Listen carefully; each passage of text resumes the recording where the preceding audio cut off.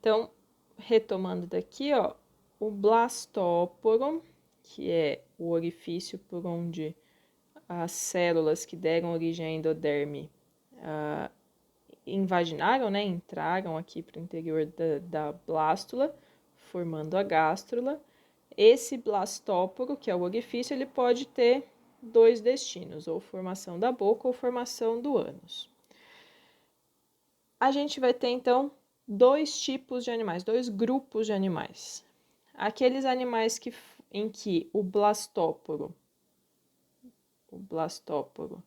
dá origem ao ânus, e um outro grupo de animais em que o blastóporo dá origem à boca, tá? Os animais em que o blastóporo vai originar o ânus são chamados de animais deuterostômios. Os animais em que o blastóporo dá origem à boca são chamados animais protostômios. Então, são esses dois grupos de animais possíveis. Ou o animal é deuterostômio ou o animal é protostômio.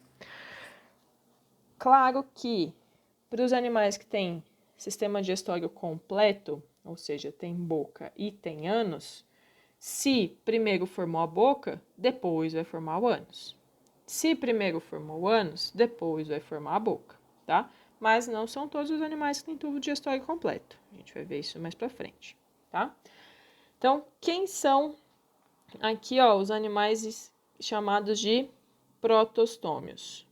São a partir dos quinidários, né, que são os primeiros que têm a formação de gástrula, né, porífero nem tem isso, são dos quinidários, os plateumintos, os nemátodos, os moluscos, os anelídeos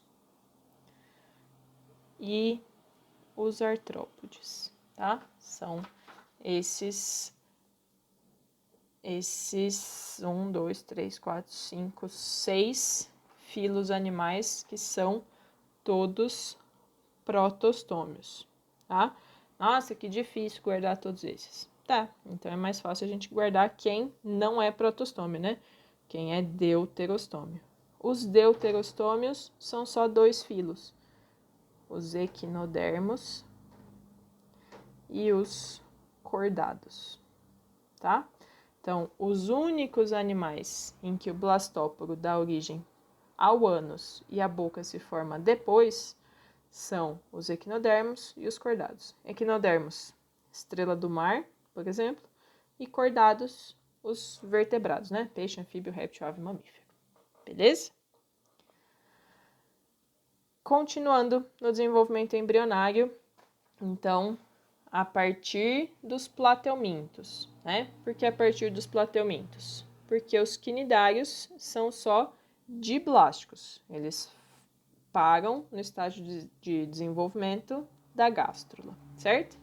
Dali para frente, a gente vai ter, dali para frente eu estou dizendo, nesses outros grupos, esses outros filos animais aqui, tá? Então, daqui para frente, a gente vai ter mais tecidos, mais estruturas sendo formadas, tá? E aí, a esse processo, a gente vai dar o nome de organogênese, formação de órgãos, né? E chegando ao estágio de neurulação, formação de sistema nervoso, tá? Esse aqui é o desenvolvimento embrionário, né? Organogênese e neurulação de um anfioxo. Então, a gente está falando de ovos oligolécitos, tá? Daquele com pouco vitelo. Então, a gente volta lá na nossa gástrula, né? Já em estágio avançado lá da gástrula, né? Vamos imaginar agora que esse tubo aqui já fechou, tá? Então, a endoderme já está aqui dentro e a gente está olhando uma secção transversal aqui, né? Desse animal aqui, ó. Então, a endoderme tá aqui dentro e a ectoderme aqui fora, certo? É isso que tá nesse desenho aqui, ó. Então, ectoderme aqui fora e endoderme aqui dentro, tá? O que vai acontecer com essa estrutura aqui? Com essa gástrula já em estágio avançado aqui? A gente vai ter um achatamento nessa região, né? Nessa região superior aqui. E aí vai se formar aqui a chamada placa neural, tá? Reparem que essa célula aqui tá de cor diferente, né? Essa placa neural aqui, ó, então esse achatamento vai dar origem à formação como se fosse de uma gota, tá? Por isso vai ser chamado aqui de goteira neural, ó, goteira neural. A endoderme também está sofrendo essa formação aqui, ó,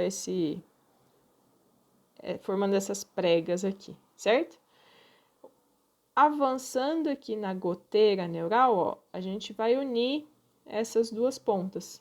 Quando essas duas pontas se unem aqui, ó, forma esse conjunto de células que se destaca, tá? Esse conjunto de células que se destaca aqui, ó, vai ser o tubo neural. Então, o que a gente conclui? Que o tubo neural que vai dar origem ao sistema nervoso, né? A medula espinhal, na verdade, né?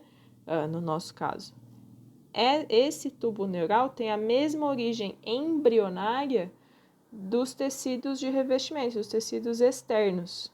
Então, a gente vai dizer que o tubo neural tem origem ectodérmica, tá? Lá no desenvolvimento embrionário. E a gente formou essa gota aqui, né? Do tubo neural, só que também se formaram essas gotas aqui, essas pregas, com esse tecido aqui derivado da endoderme, né? Com essas células aqui que se originaram da endoderme. Mas essas células aqui, elas vão se diferenciar, né? Elas estão aqui em amarelinho porque elas estão se diferenciando. E elas vão dar origem a um terceiro tecido embrionário. Esse terceiro tecido embrionário é a mesoderme, tá? Então, os animais que têm a formação aqui, ó, dessa placa neural dessa gota, né, dessa goteira neural aqui, desse tubo neural, também dão origem a esse terceiro folheto embrionário aqui, esse terceiro tecido embrionário, que é a mesoderme, beleza? Então, a partir dos plateumintos, a gente vai ter todos os animais sendo chamados de triblásticos, tá? E aí, cada tecido desse, endoderme, mesoderme e ectoderme, vai dar origem a tecidos diferentes. Por exemplo, endoderme continua aqui, ó, revestindo uma cavidade digestória. Então, a endoderme vai dar origem aos tecidos relacionados ao nosso trato digestório. Então, é o revestimento interno do intestino, as glândulas digestórias associadas, por exemplo, fígado, vesícula biliar, assim por diante, tá? Ectoderme vai dar origem aos tecidos de revestimento. Pele, né? Vai formar pele, vai formar tecido nervoso, né? Como a gente já falou aqui, que tem origem ectodérmica, vai formar pelo, vai formar garra, vai formar pena, vai formar unha, beleza? E a mesoderme, que está no meio entre a ectoderme e a endoderme, vai formar o que está no nosso recheio, digamos assim, né? Então, vai formar tecido muscular, vai formar tecido esquelético, né? Tecido ósseo, vai formar tecido sanguíneo e assim por diante, beleza?